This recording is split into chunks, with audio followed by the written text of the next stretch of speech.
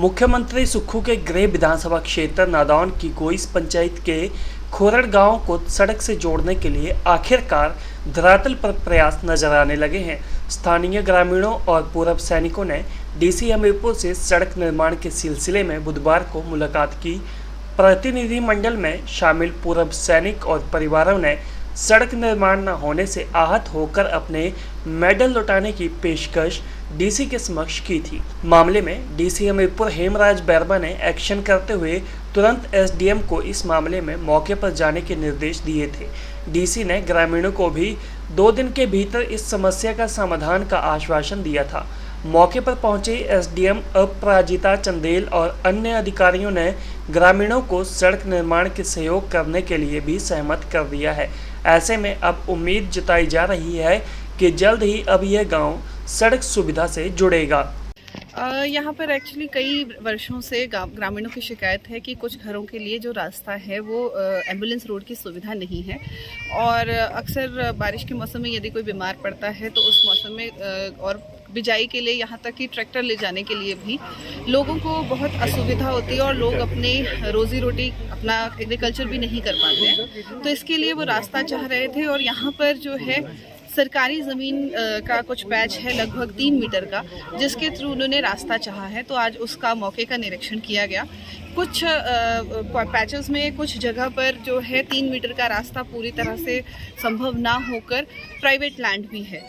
तो वहाँ पर लोगों से बातचीत की गई और उन्होंने ये सहमति जताई कि जहाँ जहाँ पर उनकी निजी भूमि है वहाँ पर लोग निजी भूमि का दान करके रास्ता बनाना चाहेंगे।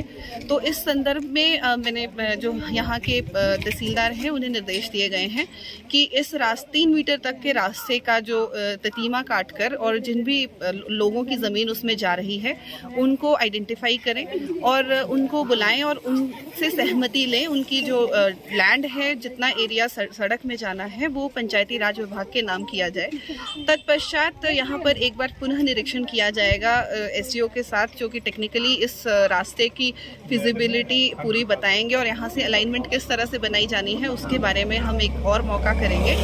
और ज़मीन ट्रांसफ़र होते ही हम लोग जो है यहाँ पे लगभग 2 हफ्ते का हम टारगेट लेके चल रहे हैं कि 2 से ढाई हफ्ते में हम एक बार पूरी फॉर्मेलिटीज़ कंप्लीट करके, लैंड ट्रांसफ़र की फॉर्मेलिटीज़ कंप्लीट करके, अपना अलाइनमेंट की फॉर्मेलिटीज़ कंप्लीट करके गांव वालों की मदद से और पंचायत की मदद से रास्ता जो है वो बनाना शुरू कर सकें। मैम, गाँववासी ज़मीन देने के लिए तैयार हैं? जी, अभी तक के लिए जितने भी लोग यहाँ पर मौजूद थे उन्होंने ज़मीन देने के लिए रजामंदी दिखाई है, किंतु ये तो ततीमा काटने पर ही एग्जैक्टली निर्धारित किया जा पाएगा कि किन किन लोगों की ज़मीन यहाँ पर आ रही है और एक बार उनसे फिर से मुलाकात की जाएगी और एग्जैक्टली जाना जाएगा कि सभी ओनर्स क्या इसके लिए रजामंद हैं या नहीं। धन्यवाद जी। जो एसडीएम साहब आए थे आज, तो एसडीएम मैम ने जो भी मौके का मुआयना किया और मौके पे जो पाया और ग्रामीणों को जिस तरीके से समझाया कि सरकारी रास्ते के साथ एक पार्टी का कोई डिब्यूट है, उन्होंने बताया कि करेक्शन है। तो बोला कि अगर पार्टी बीच में स्टे ले आती है तो काम तो शुरू नहीं होगा अगर स्टे आने के बावजूद। अन्यथा जो इस वक्त सरकारी डॉक्यूमेंट में जो रास्ता लगा है हम तो उसी को मान्य, हमारे लिए वही मान्य होगा। करेक्शन में अगर आगे पीछे निकलता है, शिफ्ट हो जाता है, तो हम उसको उस दौरान मानेंगे। अन्यथा ये जो रास्ता लगा है अभी इस वक्त मौके पे लट्ठे पे, उसी को रास्ता मान के चलेंगे।